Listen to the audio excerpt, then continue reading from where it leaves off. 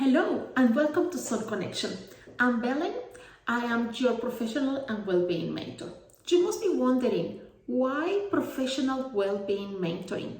And it is actually a topic of interest for me. I have been in corporate life for over 25 years. I studied actuarial science. I became a business leader in few countries and have grown professionally over time.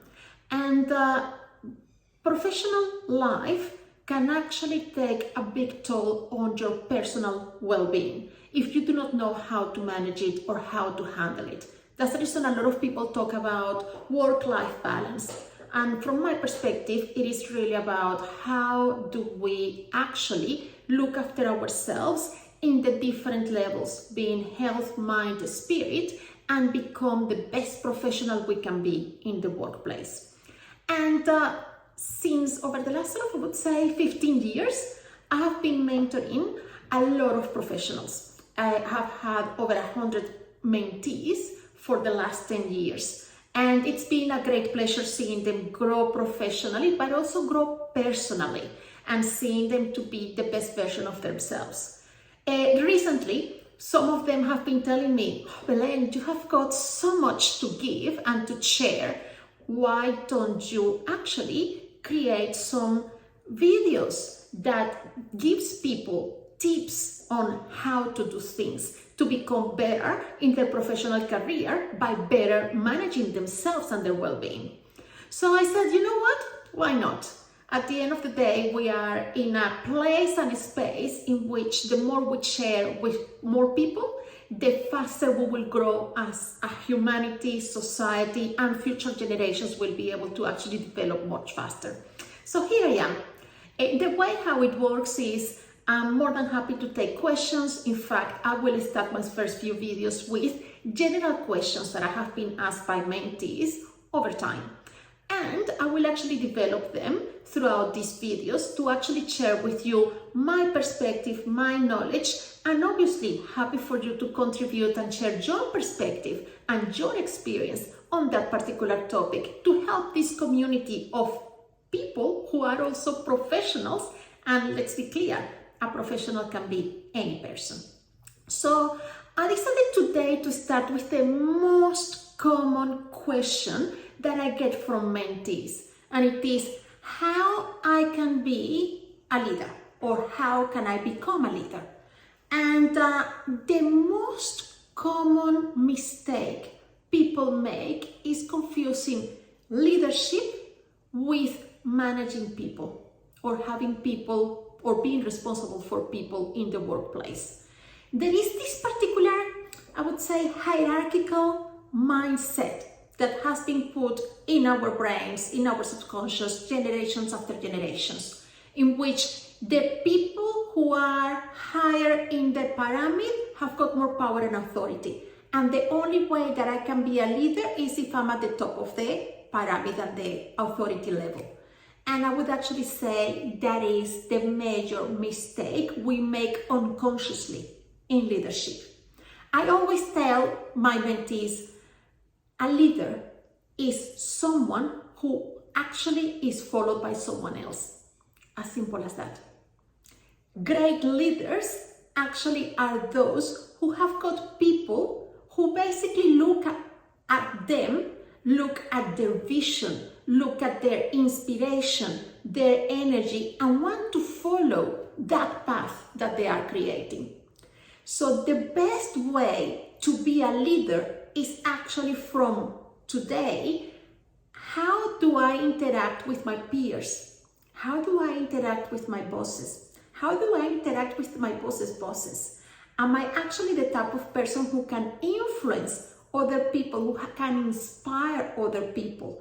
The hardest leadership is the one that is the influential leadership, where you do not have a direct authority in the hierarchical and people actually follow what you are recommending doing because of your, call it charisma, inspiration, simply your leadership. It's quite interesting. I'll actually tell you a story as well around leadership, because in one of my job interviews here in Australia, if you actually look at my LinkedIn profile, you actually will have the full list of all my professional career, and it will give you a bit of a perspective of the breadth of experience that I have had in corporate life. So in one of the jobs when I was moving roles, I had the interview of the bosses of my future boss as I was going through it. And he told me, oh, this is just a conversational chat. I just want to know more about you. And as part of the questions, he asked me, which is your leadership style? And oh my God, I was just like, what is this question? My leadership style.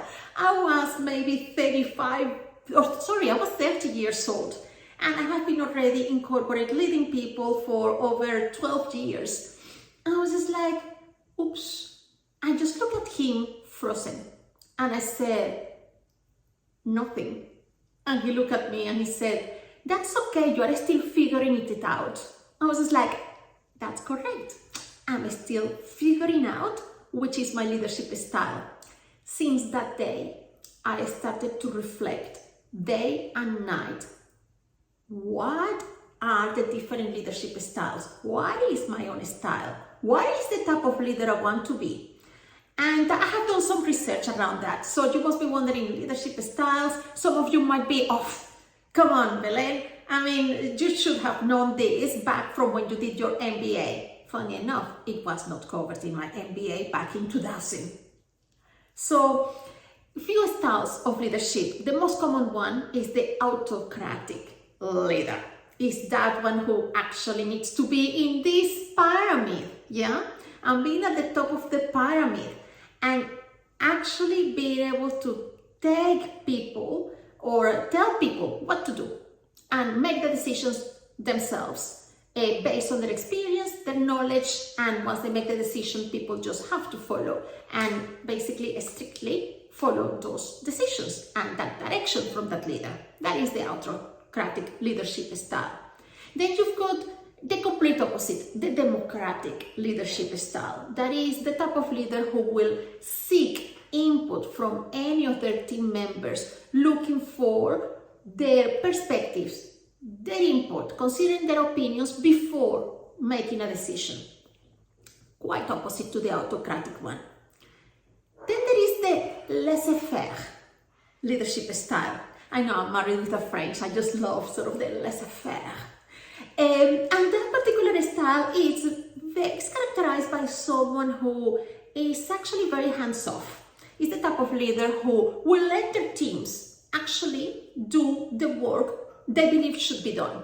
It is the type of leader who trusts that they have surrounded themselves with professionals, and as a result of that, they let people do the job that should be done and keep them informed and abreast. And they tend to just set up, call it the vision and that dream perspective, that goal that we should be striving for, and letting the people go for it. Then you've got transformational leaders. Transformational leaders are those ones who really focus at inspiring and motivating their teams to achieve their full potential. They provide a clear vision, they set high standards, they have got high expectations, and they provide guidance. Then you've got transactional leaders. And these transactional leaders are the ones that basically set up which is the goal, which is the reward, and the punishments, call it punishment or lack of rewards, based on those outcomes we're seeking to achieve. So that transactional leader is very much goal setting, outcomes based, and rewarding or motivating people through rewards rather than other means.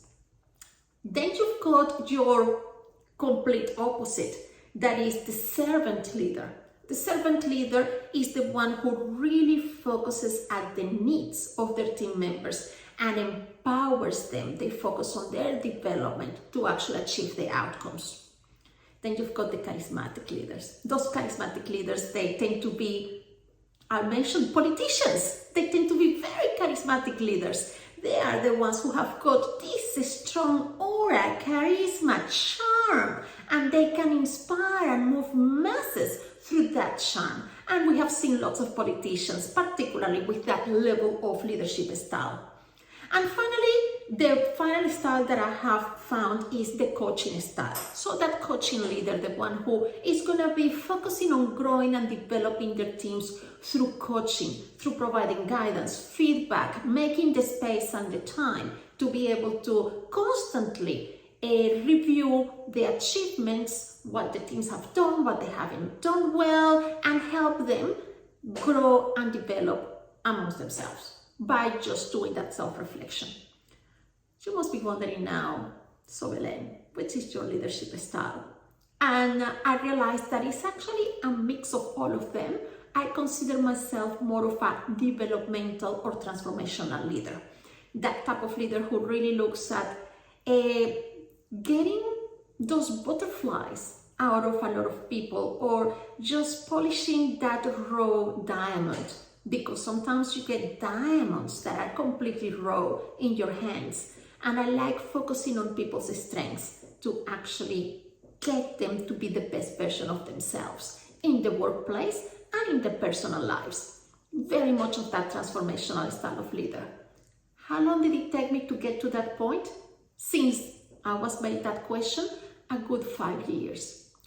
And 5 years of lots of thinking, self-reflection, and setting up also myself the goals of what is the type of leader I want to be. I say it takes time. This is not something that you will just wake up tomorrow and say, that's it, I am now a charismatic leader and I'll just show off as charismatic every single day. It doesn't work that way. It is something that requires lots of self-reflection, lots of observation, lots of adjustments.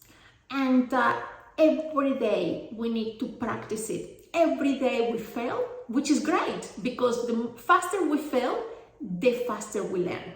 There is not such thing as actually learning through other people's mistakes. Pure.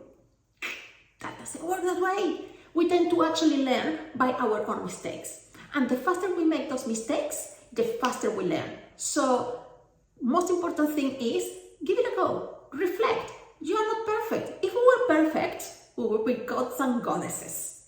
And I don't think any of us are gods or goddesses at this point, which means that we are here still to learn. And we should actually just look back at our own mistakes, reflect on them, and adjust. And how can I actually be better? I'll leave you with an activity. The activity is reflect on what is your leadership style. Research other styles. I just gave you the most common ones. However, there are plenty of research and materials from many people in academia studies who have actually put papers, and there is lots of websites and blogs around leadership styles. Just reflect on your own style. Reflect on the one that you want to be. And every single night, sit down for 5 minutes and write down one good thing that you did in the day that reflected that leadership style, and one thing that you did that day that detracts you from that leadership style. And do that in a daily basis for the next 30 years. Sometime within that horizon, you will definitely figure out which is your leadership style. So, if you would like a perspective or my perspective on any questions you might have, please leave it in the comment section of this video, and remember to subscribe to the channel so you don't miss out on any videos with the answer to your question. And remember, every day in every way, be the best version of yourself. To the next one.